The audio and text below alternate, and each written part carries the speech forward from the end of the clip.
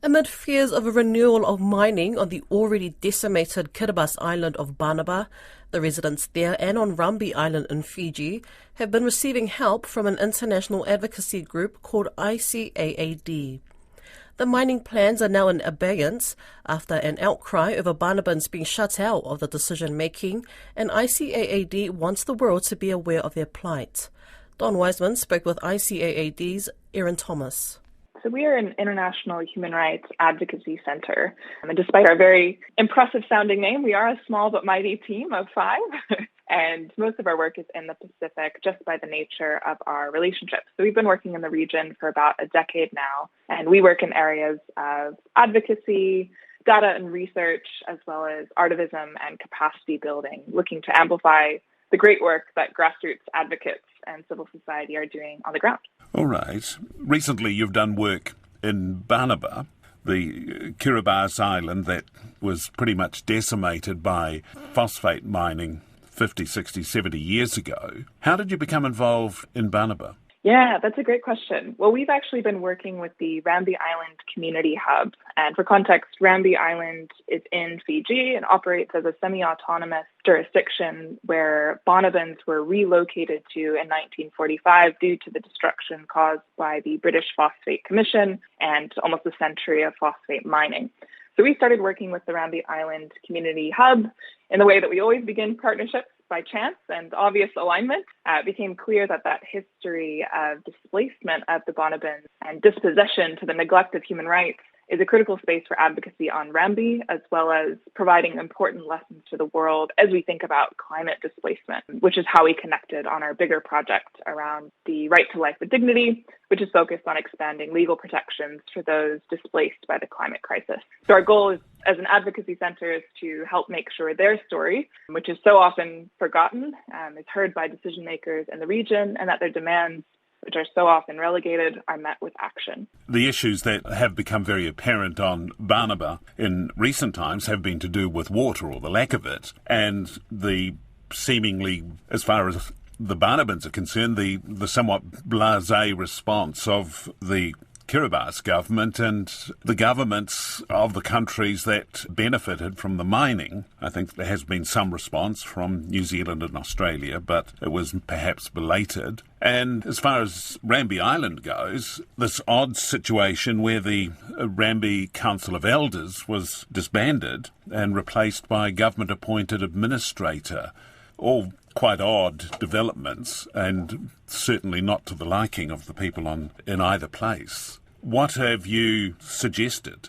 Yeah, well, the whole situation points to a community that's really fallen between the cracks of jurisdictions, with no one really wanting to take responsibility, whether it's the Fiji government, the Kiribati government, or the colonial powers who mined Banaba itself, right? The UK, Australia, and New Zealand. So we actually worked with the Rambi Island Community Hub and a local working group to develop a policy brief, which is the culmination of locally led community dialogue sessions and collaborative research with our ICAAD team and our pro bono law firm partner, Clifford Chance, looking at some of these issues that emerge when you fall between the cracks, essentially. So when it comes to reparations for the destruction from mining, you run into the issue of states being the only eligible entity in many court systems to bring claims against countries, right, including the countries responsible for mining and displacement. That would require Fiji or Kiribati to bring action on behalf of the Banabans. But what we've seen with recent developments, including this mining agreement that was signed very undemocratically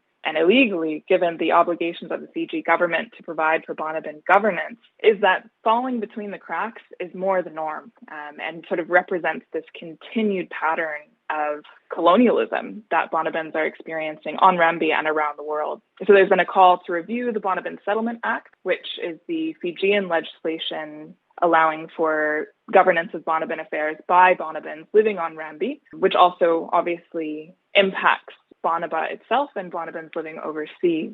So we see how all of these things continue, and what's really feared as we advance is history repeating itself and this Australian mining company taking advantage of the same issues that have been in place. Yes, this legislation's very interesting, isn't it? Was it passed prior to Fiji becoming independent? The Banaban Settlement Act was passed in 1970, And it allows for Banaban governance of Banaban affairs. Now, in the recent years, in the last decade, the Fijian government has not allowed for the reinstatement of the Rambi Council of Leaders, which is supposed to be governing Banaban affairs by Banabans for Banabans on Rambi, and have opted instead for this Council of Leaders, which has not had an election held, which is sort of the pathway in which the Fijian government would allow it to be reinstated. Instead, is being represented by a single appointed Fiji government administrator, which is a far cry from democracy, and is also how we see this mining agreement signed without the knowledge of the acting interim Council of Leaders, which has not been given its governing authority due to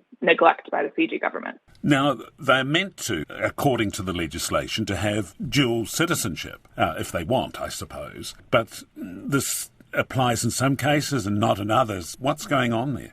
Yeah, that's a great question, and one that has emerged in a lot of the community dialogue sessions. We're actually working with our law firm partner, Clifford Chance, at the moment to develop a citizenship handbook to really clarify these pathways for Banabans living on Rambi, but also overseas as well. So Banabans have citizenship rights to both Kiribati and Fiji and can hold dual citizenship. However, in practice, these rights are difficult to secure and are poorly upheld by the governments involved. So really clarifying those issues has been a whole process in terms of building out a handbook, but hopefully in the next few months we'll be able to iron out some of those pathways that Banabans can take at the moment, but also some clear pathways for legislative change to make that access improved, right? Citizenship means access to education, services, and of course, family. And for those living not on Banaba, it means access to their ancestral lands as well, which is why it's a critical issue for Banabans around the world. Yes, I was talking with an elder from Rambi who was saying that the Banabans want to be able to rehabilitate the island and they want international help to do that. Is it feasible to rehabilitate it?